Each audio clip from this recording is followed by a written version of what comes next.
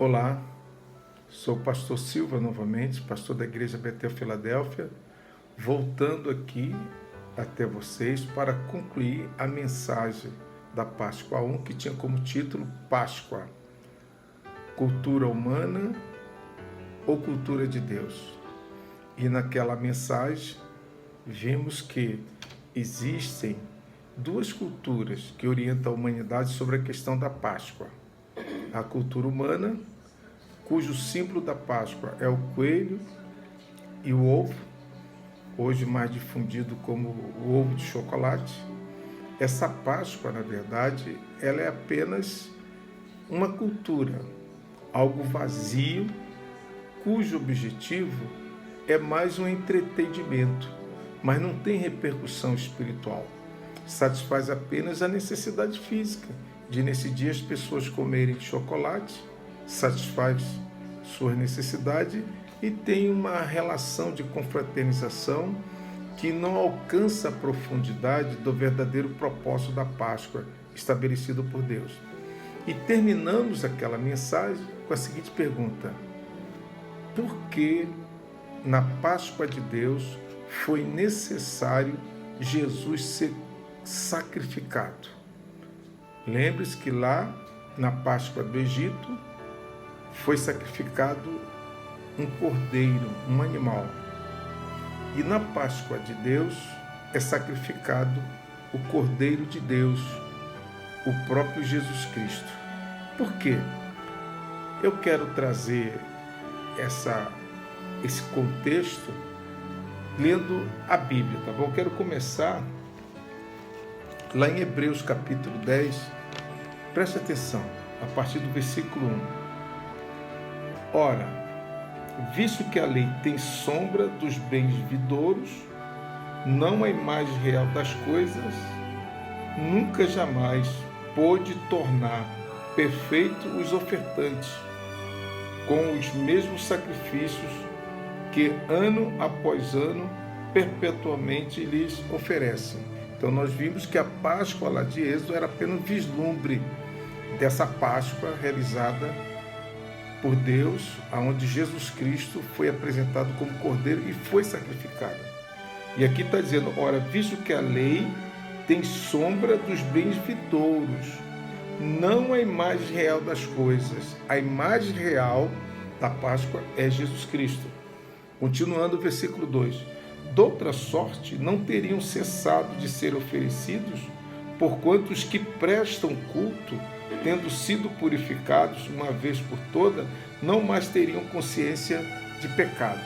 Aí você vê aquela Páscoa que ocorreu lá no Egito, ela era repetida de ano em ano, o sacrifício do cordeiro, e ela não tinha o poder que a Páscoa de Deus tem de purificar a consciência do homem das suas transgressões. E continuando, entretanto, nesse sacrifício faz-se recordação de pecado todos os anos, se referindo à Páscoa, à primeira Páscoa, porque é impossível que o sangue de touros e de bodes remova pecados. Esse é o ponto. O sangue de touros e de bode não poderia remover o pecado humano. E eu vou continuar aqui no capítulo 9 agora, versículo 23. Era necessário, portanto, que as figuras das coisas que se acham nos céus se purificassem com tais sacrifícios, mas as próprias coisas celestiais com sacrifícios a eles superiores, dizendo que essa Páscoa é superior àquela. Porque Cristo não entrou no santuário feito por mãos, figura do verdadeiro, porém no mesmo céu, para comparecer agora por nós diante de Deus. Nem ainda para se oferecer a si mesmo, muitas vezes, como o sumo sacerdote cada ano entra o santo dos santos com sangue alheio, que ele entrava com sangue do animal. Ora, neste caso, seria necessário que ele tivesse sofrido muitas vezes, desde a fundação do mundo. Agora, porém, ao se cumprir os tempos, se manifestou uma vez por toda para aniquilar pelo sacrifício de si mesmo o pecado. E assim como aos homens está ordenado morrer uma só vez, vindo depois disto o juízo, assim também Cristo, tendo se oferecido uma vez para sempre para tirar os pecados de muitos, aparecerá segunda vez sem pecado aos que o aguardarem para a salvação. Então vocês estão vendo aqui que a própria Bíblia está fazendo uma comparação entre a Páscoa, a verdadeira Páscoa, que é a Páscoa que tem uma conotação de produzir salvação e libertação espiritual, com aquela que tinha o propósito de produzir salvação e libertação física, tirar o povo do deserto. Mas aquela Páscoa era um vislumbre dessa verdadeira Páscoa. E por que Jesus teve que ser oferecido? Agora preste atenção, anote aí. Por causa do amor e da justiça. Amor e justiça. Anote bem esse conceito, amor e justiça. Veja só, Deus, quando lida com o ser humano, ele lida numa perspectiva de amor e justiça. Devido à precisão da sua integridade e da sua justiça, Deus é amor e nunca pode dizer não amo. Por pior que você seja, por mais criminoso, o ser humano pode cometer o crime mais terrível desse mundo. Mas Deus nunca pode chegar para essa pessoa e dizer, eu não te amo, porque é a natureza dele amar. Mas assim como Deus tem a natureza de amor, ele também é justiça. Ele não pode deixar de ser justo. E quando o homem pecou, lá no início da história, em Adão, o que o homem fez? O fato do homem rejeitar o sistema de Deus, o homem rejeitou o sistema da vida e abraçou o sistema da morte, que é o sistema vigente hoje. E quando isso aconteceu, o homem morreu espiritualmente e passou a viver apenas em função dessa natureza física.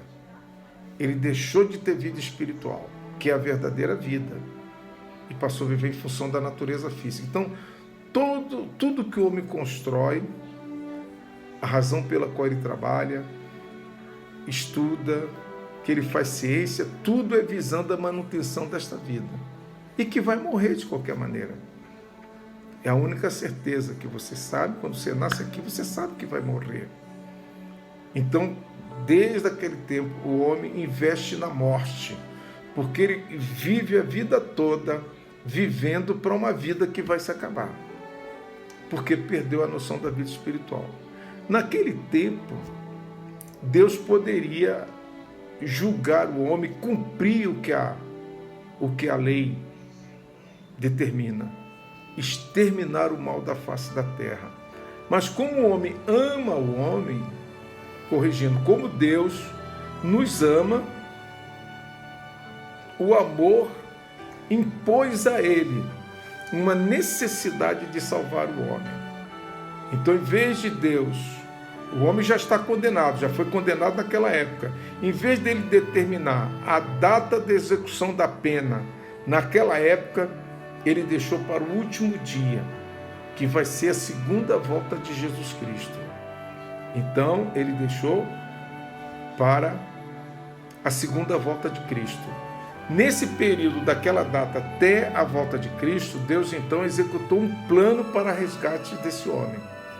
Mas ele não vai poder deixar de executar a pena. Ele não pode, ele vai ter, porque ele é justiça. Mas também não pode deixar de envidar um esforço e uma ação justa para salvar o homem. O amor dele impõe isso. Então, por isso que Deus faz parte do plano de Deus, para que ele atenda a demanda da sua natureza de amor e justiça. Foi por essa razão que Jesus foi necessário ser sacrificado. Então, a história de Jesus Cristo ela faz parte de uma agenda divina. Agora, pergunta, quem é Jesus Cristo? Se você for ver na Bíblia, lá no Evangelho de João, capítulo 1, versículo 1 e 2. Vou repetir. Evangelho de João, capítulo 1, versículo 1 e 2. Diz lá: no princípio era o Verbo, e o Verbo estava com Deus, e o Verbo era Deus. Preste atenção. E no versículo 14 do Evangelho de João, capítulo 1, diz o seguinte: e o Verbo se fez carne, e habitou entre nós, e vimos a sua glória como a glória do unigênito do Pai. Então esse Jesus que morreu na cruz é o próprio Deus que se fez humano para poder atender a demanda do amor e da justiça. E por que foi necessário que se fizesse humano? Agora eu quero ler com vocês um trecho de Hebreus, capítulo 2, do versículo 14 ao 17. Preste atenção.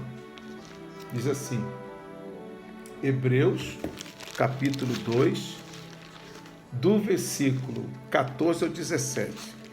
Diz assim: visto, pois, que os filhos têm participação comum de carne e sangue, destes também ele igualmente participou, para que por sua morte destruísse aquele que tem o poder da morte, a saber, o diabo, e livrasse todos que pelo pavor da morte estavam sujeitos à escravidão por toda a vida. Quando Adão escolheu a morte, ele se tornou prisioneiro de Satanás. E se Satanás, ele ficou bastante à vontade, porque ele conhece a natureza justa de Deus. Ele conhece a natureza, ele sabia que não havia na cabeça dele, não havia jeito de Deus salvar o homem. A única alternativa era Deus abandonar o homem à sua própria sorte. Por isso que diz aqui a Bíblia, como os filhos são participantes de carne e sangue, ele também participou, para poder derrotar Satanás e tirar da mão do Satanás o trunfo. Qual era o trunfo? O homem não tem condições de pagar o preço do seu pecado, porque ele só tem uma vida. E se ele pagar essa vida, ele fica sem vida. O homem não tem condições de promover sua própria salvação, então ele estava à vontade. Toda a humanidade estaria sob o controle de Satanás e iria para o inferno, para o lago de fogo, juntamente com ele. E Deus perderia toda a humanidade, ou aqueles homens que ele criou à sua imagem para viver eternamente com ele. Então aqui Deus surpreende Satanás. E continua no versículo 16. Preste atenção. Pois ele, evidentemente, não socorre anjo, mas socorre a descendência de Abraão. Esse texto está dizendo aqui o seguinte, olha, se Jesus viesse salvar anjo, ele não precisava ter um corpo. Mas ele veio salvar seres humanos à imagem de Abraão, carne e osso. E o versículo 17 é mais preciso, veja só. Por isso mesmo, convinha que em todas as coisas se tornasse semelhante aos irmãos, para ser misericordioso e fiel sumo sacerdote nas coisas referentes a Deus, e para fazer propiciação pelo pecado do povo. Quando Deus se faz homem, ele atende uma demanda que a própria lei exige, é a demanda do remidor. Na própria lei de Deus existe a figura do remidor, que dá direito ao parente mais próximo pagar pela libertação daquele parente que se tornou escravo. Então, quando Deus se humanizou, ele se tornou parente da humanidade. E, de acordo com a lei, ele pode legalmente salvar essa humanidade. E por que Deus fez isso? Porque todos os homens que nascem aqui na terra depois de Adão já nascem pecador. todos os homens já têm sua vida comprometida com o pecado. Ninguém pode salvar ninguém. E isso é bom, você que está ouvindo isso pela primeira vez, talvez nunca tenha ouvido. Ninguém é bom o suficiente para salvar sua própria vida. Por isso que a Bíblia diz que a salvação não é por obra. Porque pela lei de Deus, quando diz que é olho por olho e dente por dente, o que Deus quer que você entenda? Que na lei de Deus, se você deve um dente, ele só pode receber um dente como pagamento da sua dívida. Se você deve um olho, ele só pode receber um olho. E por inferência, como você deve uma vida humana, ele só pode receber uma vida humana. Mesmo que Deus admire e se alegre quando a gente faz o bem, nos ajudamos mutuamente, doemos nossos órgãos, ajudamos com cesta básica, fazemos o bem. Ele se alegra. Mas quando se trata de pagar a sua vida espiritual, ele não pode, não existe transação penal na lei de Deus. É olho por olho e dente por dente. É uma das razões pelas quais Deus teve que se fazer homem. Então Jesus é o próprio Deus que se fez homem. E na forma humana, ele assume o caráter e a personalidade de filho. Na forma humana, ele é o Filho de Deus. Tá? Não vou entrar nessa questão teológica aqui, mas essa é o sentido. Então preste atenção mais uma vez aqui.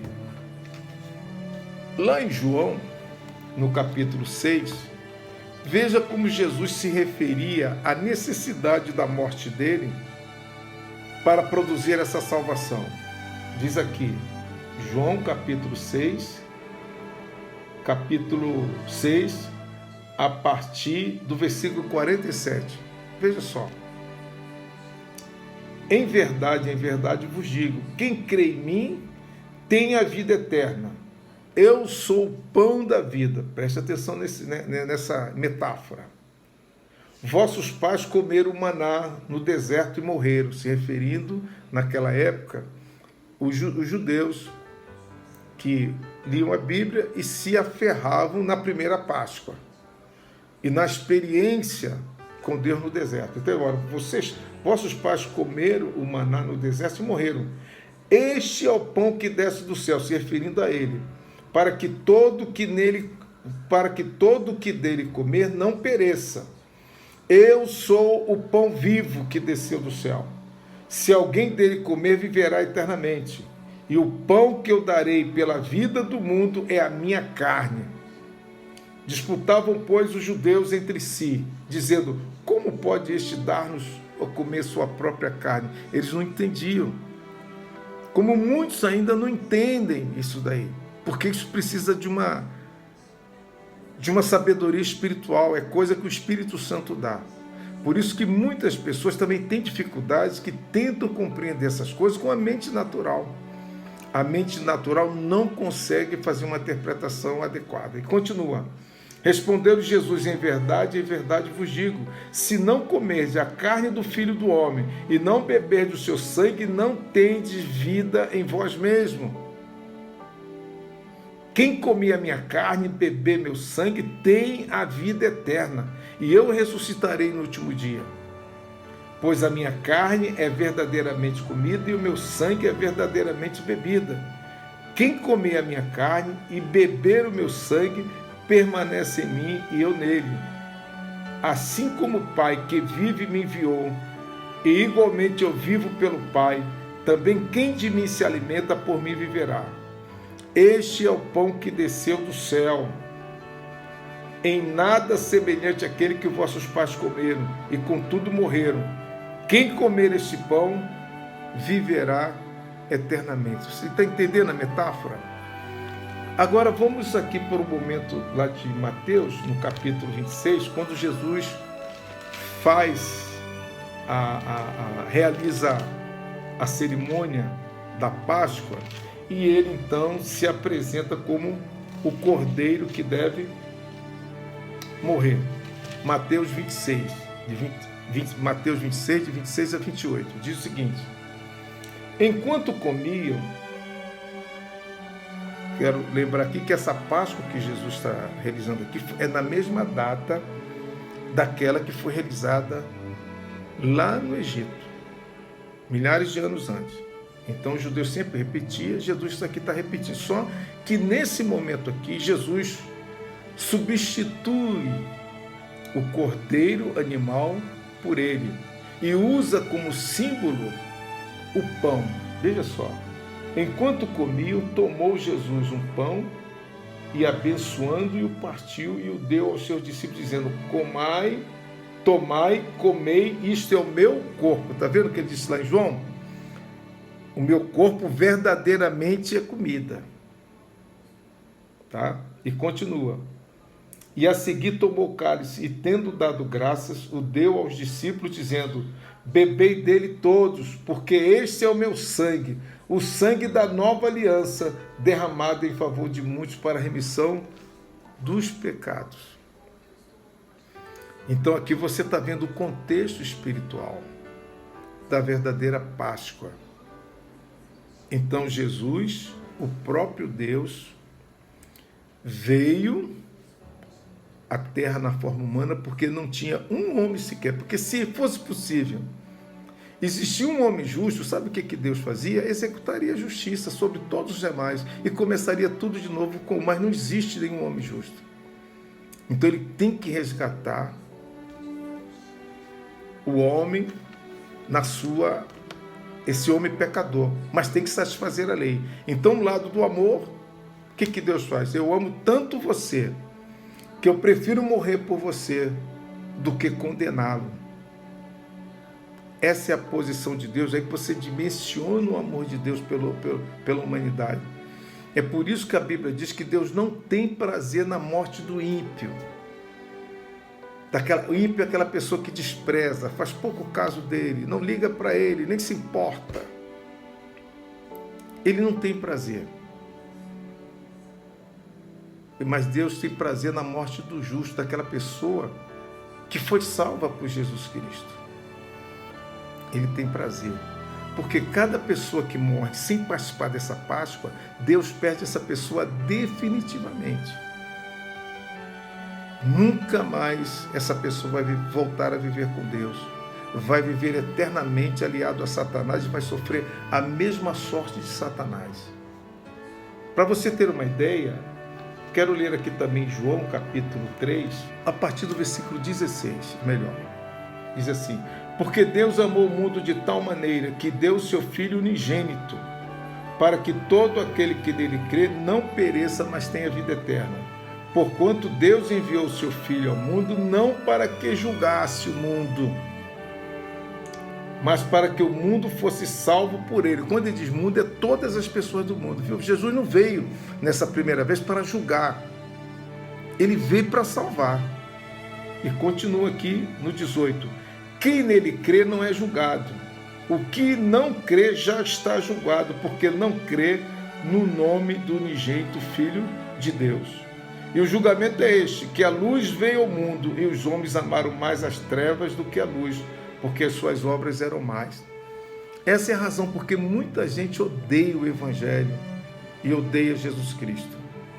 Você nota que o mundo aceita com bastante passividade, mesmo que não goste, qualquer expressão religiosa.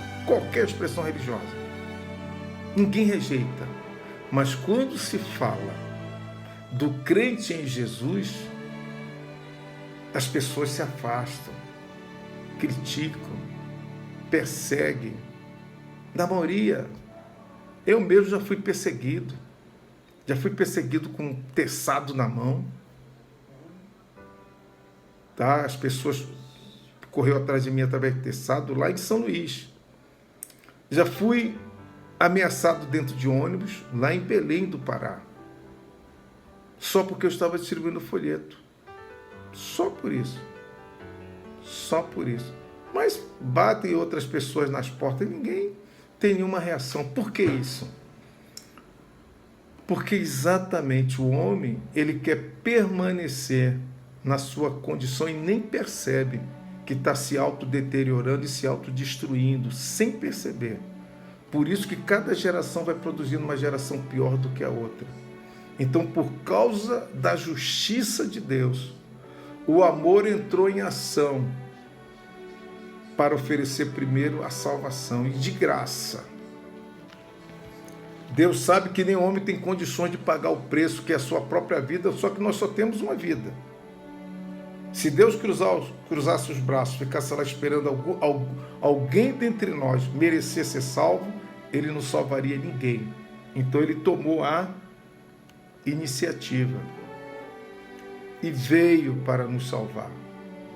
Por isso que é importante você entender a figura da Páscoa em Jesus Cristo. Agora, você pergunta, como pode um só salvar o mundo todo? É exatamente pelo fato de Jesus ser Deus. Você se lembra um texto bíblico, uma passagem que é muito dita? Quase todas as religiões dizem que Jesus diz: eu sou o caminho, a verdade e a vida. E ninguém vem ao Pai senão por mim. Ele não diz ninguém vai, ele diz ninguém vem ao Pai senão por mim. Eu e o Pai somos um. Quem vê a mim, vê o Pai. Embora, enquanto estivesse aqui na Terra, como na natureza humana, ele tinha que ser 100% humano. Porque se Deus não se fizesse humano, ele não poderia salvar a humanidade por causa da lei. É olho por olho e dente por dente. E ele tinha que vir antes do juízo. Antes da segunda vinda, ele tinha que vir. Por quê? Eu quero que vocês vejam aqui em 2 Coríntios, capítulo 5. Veja só o que diz aqui. 2 Coríntios, capítulo 5, versículo 10. Porque importa que todos nós compareçamos perante o tribunal de Cristo, para que cada um receba segundo o bem ou mal que tiver feito por meio do corpo. É o pecado que você cometeu enquanto está sobre a terra. Depois que você morreu, você perdeu a oportunidade do resgate. Por isso que Deus teve que se adiantar na história, antes da segunda vinda, que quando Jesus vier na segunda vinda, ele vai vir como juiz. Agora ele é como se fosse um advogado. Mas quem for encontrar com ele, mesmo depois da morte, viu? Você vai vê-lo lá sentado como juiz. E ele então não vai poder abrir mão da justiça, porque aquele vai ser o tempo da justiça. Esse agora é o tempo do amor e é o tempo da graça. Por isso que a Bíblia diz que nós somos salvos pela graça, mediante a fé, não por obras, para que ninguém se glorie. Por quê? Se dependesse de obras, de quem fizesse mais obras beneficentes, gente rica seria bem mais santo, bem mais merecedores do que as pessoas pobres. Por isso que não é por obra, é pela fé. O que você precisa? Assim como os judeus lá, os egípcios, precisaram crer na palavra de Deus naquela época, e que deveriam matar um cordeiro, pegar o sangue e botar na veiga da porta. Quem creu nessa palavra salvou seu descendente, seus filhos. Quem não creu, condenou seu descendente, seu primogênito. A mesma forma agora. Quem crê na morte de Jesus Cristo, no sangue que Jesus Cristo derramou, que foi a vida dele, para salvar sua própria vida, crê e faz uma aliança com ele. Que aliança é essa? Como é que pode um salvar tantos? Eu quero mostrar aqui na Bíblia, lá em Hebreus capítulo 7, 22, preste atenção. Aqui em Hebreus 7, 22, a Bíblia diz o seguinte: por isso mesmo Jesus se tornou fiador de superior aliança. O que o fiador faz? Paga no lugar daquele que não pode pagar, não é isso? Se eu precisar comprar um determinado objeto que custe R$100, eu não tenho 100 para pagar à vista, então vou precisar de um fiador. Qualquer pessoa que desejar ser meu fiador, ele tem que estar com o nome limpo na praça e ter condições de afiançar. Senão ele não pode ser aceito como meu fiador. Da mesma forma, Jesus, Deus na forma humana, ele não poderia ter pecado e não poderia pecar em nenhuma das circunstâncias. Por isso que os dois julgamentos de Jesus é importante. O julgamento civil, que é feito por Pilatos, Pilatos lavou as mãos, ele não tinha culpa. E o julgamento religioso também, ele não foi culpado, porque a condenação dele veio a partir do testemunho de duas testemunhas falsas. Mas ele morreu inocente. Então ele tinha condições como humano ser o nosso fiador. Então, como aqui na terra, se eu compro um objeto, eu posso pagar 5 prestações de R$20. Se por algum motivo eu deixar de pagar, após uma certa quantidade de prestações, meu nome vai para o Serasa. Mas o nome do meu fiador também, mesmo que ele tenha o nome dos melhores cadastros da terra, mas ele vai se tornar injusto porque tem uma aliança comigo. Assim também, Jesus, ao se tornar o seu fiador, ele passa a participar da sua injustiça, do seu pecado. E como você e eu devemos uma vida, por isso que ele teve que morrer na cruz. Por isso que a Bíblia diz que ele, como cordeiro, aceitou ser morto. Ele não fugiu. Aceitou ser morto. O Cordeiro de Deus que tira o pecado do mundo. Agora, aqui na terra a gente tem que assinar um documento diante de 2 testemunhas. E para Deus, como é que é feita essa aliança? Lá em Mateus, capítulo 10, versículo 32, a Bíblia diz o seguinte, preste atenção. Diz assim: todo aquele que me confessar diante dos homens, eu o confessarei diante do meu Pai que está nos céus. Veja só. Deus não exige que você assine um documento, mas você declare publicamente diante de testemunhas, porque é um contrato. Mas confessar o quê? O Espírito Santo diz isso em Romanos, capítulo 10, versículo 9 e 10. Veja só. Diz assim, versículo 9. Se com tua boca confessares Jesus como Senhor, e em teu coração creres que Deus o ressuscitou dentre os mortos, serás salvo. Porque com o coração se crê para a justiça e com a boca se confessa a respeito da salvação. E é por isso que quando você vai numa igreja evangélica, tem aquele momento de apelo. Quem quer aceitar Jesus, levante a mão. A pessoa levanta e depois convida para que essa pessoa que levantou a mão vá lá na frente. Não para constranger, mas para colocar essa relação de acordo com a Bíblia. Aquele que me confessar diante dos homens. E quando você reconhece que você não é suficientemente justo para atender a demanda da lei de Deus, então você reconhece que precisa da salvação.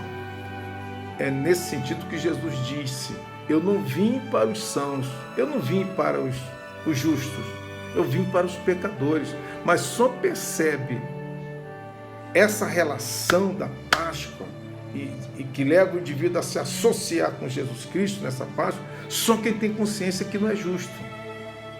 E quando a Bíblia fala de pecado, ela fala dos nossos pensamentos, ela fala das palavras fúteis que saem da sua boca, que todos nós vamos prestar conta, ela fala das coisas erradas que fazemos e das coisas certas que deveríamos fazer e não fazemos. Nesse sentido, todos nós pecamos, por palavra, por pensamento, por ação e por omissão. Ninguém é justo aos olhos de Deus. E para Deus não tem pecadinho ou pecadão. Às vezes você fica aí recriminando os crentes, que embora tenha se convertido, ainda continua cometendo certas falhas. Isso foi previsto por Deus. Porque quando você se une a Cristo, você nasce de novo no Espírito. Mas seus hábitos antigos ainda continuam presentes. De modo que aqueles que levam a sério, o processo dele agora é se livrar dos hábitos. Ele vai se livrar dos hábitos. E isso leva tempo. Porque os pensamentos automáticos, os sentimentos, as reações ainda continuam presentes. para isso é importante a vida de igreja. Por que eu me converto, eu fico na igreja? Porque a igreja é um ambiente que Deus estabeleceu para esse processo ocorrer, onde na igreja todos nós estamos na mesma condição. Ninguém é melhor do que ninguém, todo mundo está no processo de se despir do velho homem e se revestir do novo homem. Então é nesse sentido que, quando a humanidade compartilha da Páscoa na cultura humana, ela fica alienada dessa realidade. E sabe o que vai acontecer com toda essa gente? O que aconteceu com aquele personagem da parábola do rico e Lázaro. Jesus disse que havia um homem que vivia regaladamente. Ele vivia suficientemente satisfeito com seus bens materiais. Ele não tinha nem percepção das necessidades espirituais. E Lázaro vivia à porta dele, e do que o rico tinha, ele queria apenas as migalhas. Só que um dia os dois vieram morrer. E a Bíblia diz que naquele momento da morte, após esse momento da morte, a alma deles tiveram direções diferentes. Claro que o corpo dos dois foram para a sepultura, para a terra. Mas a vida espiritual teve direcionamento diferente. A Bíblia diz que esse rico que desprezou e não considerou a realidade espiritual, ele foi para o inferno não porque era rico, porque não levou em conta, não participou da Páscoa, não deu chance para que Jesus pudesse morrer por ele e salvá-lo, pagar no lugar dele, satisfazer a exigência da justiça. Então não tem mais saída. E se você for ler essa parábola, vai lá, Mateus 16, a partir do 19. Mesmo ali Jesus mostra a realidade depois da morte. E ali está bem claro que depois da morte não dá para você mudar a sua condição. Por isso que a Bíblia diz que é enquanto você está no corpo. Então, as pessoas que seguem a cultura mundana está completamente alheio a essa realidade espiritual, igual esse homem rico. Páscoa é só comer sorvete, é só comer chocolate, satisfaz apenas a carne. Só que isso aqui vai morrer. E por isso que num dia como esse da Páscoa é um dia para reflexão. E se você que está assistindo essa exposição, essa ministração, se isso faz sentido para você, se você entendeu agora, você pode estabelecer uma aliança com Deus exatamente agora onde você está assistindo. Isso faz sentido para você? Deu para você compreender? Você gostaria de estabelecer essa aliança agora? Aí na sua casa.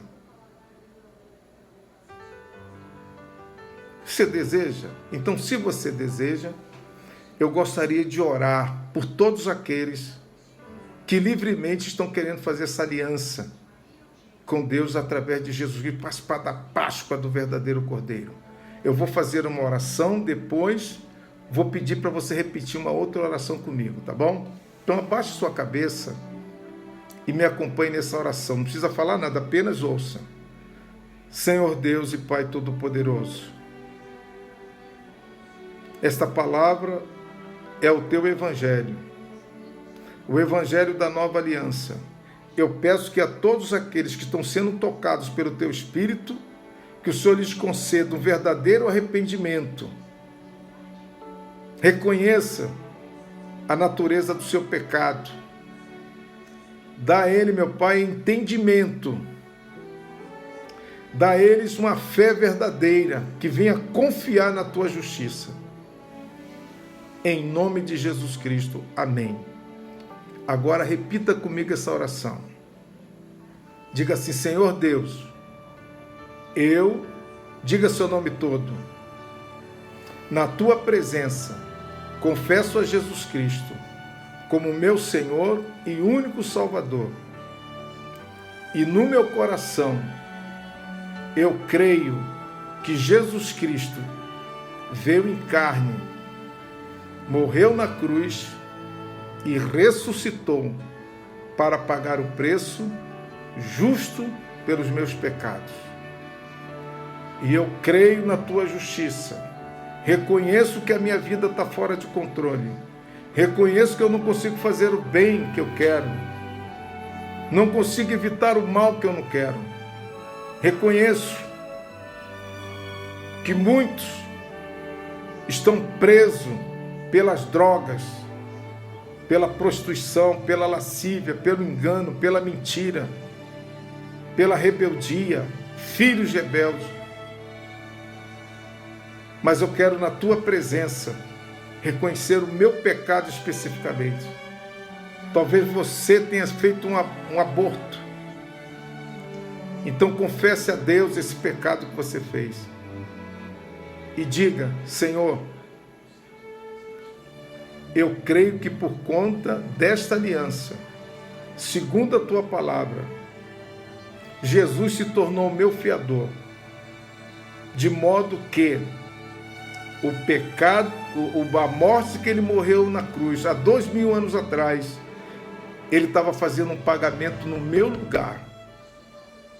Então ele pagou no meu lugar como meu fiador, ele antecipou aquele pagamento. E hoje eu estou me beneficiando daquele depósito da vida dele. Então eu recebo pela tua graça, embora não mereça, a vida eterna e o perdão de todos os meus pecados. E por isso eu te agradeço, em nome de Jesus Cristo. Diga também: Senhor Deus, diga seu nome todo, na tua presença eu declaro anuladas todas as alianças e pactos que já foram feitos com a minha vida, por mim ou por qualquer pessoa que teve autoridade sobre mim. Alianças e pactos feitos com Satanás, com seus demônios, com imagem de esculturas, com espírito de morte, ou qualquer outro espírito da iniquidade que habita as regiões celestiais. Eu declaro que esses pactos e alianças estão cancelados pelo sangue de Jesus Cristo, de modo que Satanás, esses demônios, não tem mais nada a ver com a minha vida, nem com a minha família.